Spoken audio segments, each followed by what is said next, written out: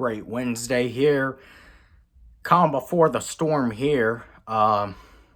Prayers to the people out in Florida that's being affected by the hurricane. I actually have extended family that is in the path of it, so particularly praying for them. But we're not going to get it as bad here, but still expecting rain Friday or Saturday. But anyways, that's not going to stop what's going to happen Sunday. Atlanta Falcons, Cleveland Browns, Week 4, 2022 NFL season. Falcons' second home game.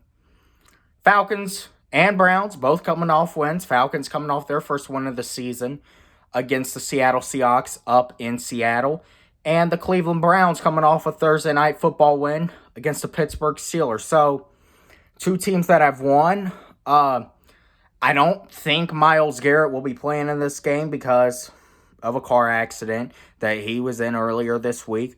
Prayers to him. Glad he's okay. But if you want to look at it from an on-field perspective, him not being on the field, it does benefit us. Obviously it's horrible what they got into the wreck, and, obviously very glad he's okay. But not having to deal with him, definitely it's a sigh of relief. But still, Cleveland, very good defense and very great run offense. If we cannot stop Nick Chubb early, if we cannot come out and make a statement on defense, I think this is the game where if you win the coin toss, you got to receive that ball and you got to set the tempo of the game.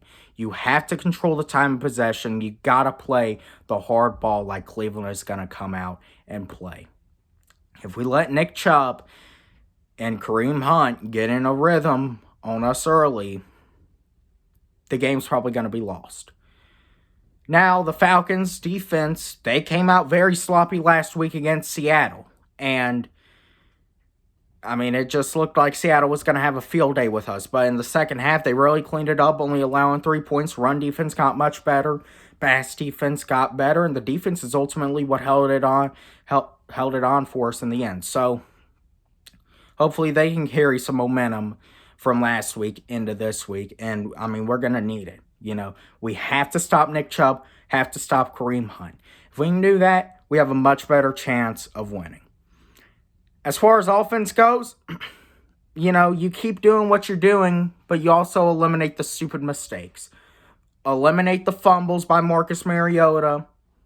Get the communication proper. Because, look, that fumble, when there was the miscommunication between Mariota and Algier, it almost lost the game for us.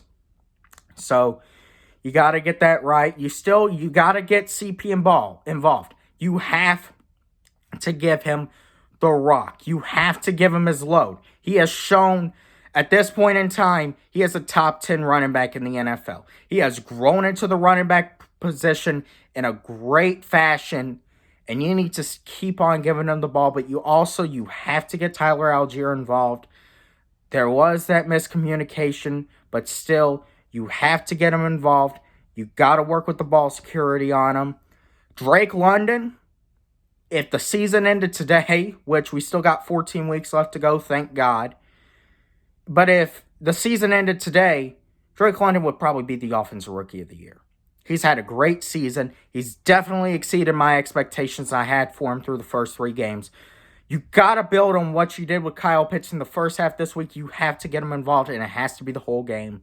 You have, because Cleveland has David Njoku, they have Hunt, and they have Chubb.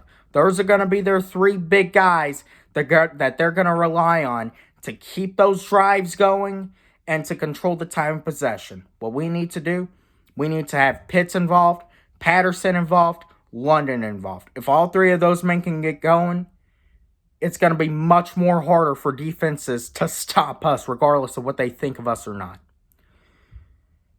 AJ Terrell, he really showed that confidence, that he had all last year in the second half against Seattle and DK Metcalf. Made some great defensive plays against DK. Really cleaned it up. And you're going to have to do much of the same against Amari Cooper, who had a good game last week against Pittsburgh. You have to shut down Amari Cooper, but more so, you have to stop the run.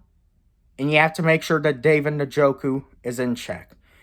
Brissett is not the best quarterback, And although that Cleveland offensive line is really good, if he doesn't see a guy open and the protection breaks down, you get back there, you get to him early, you set the tone for this game, and you're able to hold on to the lead, the Falcons can win this game. It's a 50-50 game. Stuff is going to have to go right, but the Falcons can do it. This is a winnable game. I think the Falcons win 28-23. I could see it honestly going a lot like how last week's game goes.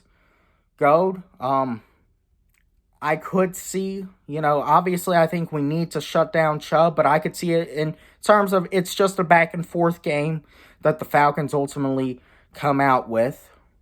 But, we'll see what happens. I think, this is a game where if you can get back to 2-2 after how the first 2 weeks ended for us, that's really taking back control of your season. And that is really making a statement that, hey, we're not out of it. We can do it. And we're going to be in every game. And we're gonna be a fighting football team. We have not gotten blown out in a single game yet this season. We have shown fight in every single game. And I think this is a game that we can easily win if we come out and we're able to put everything together like we've shown at times we were capable of. But anyways, I'll be at the game, hoping for a great game Sunday, hoping for a Falcons win, and I'm out.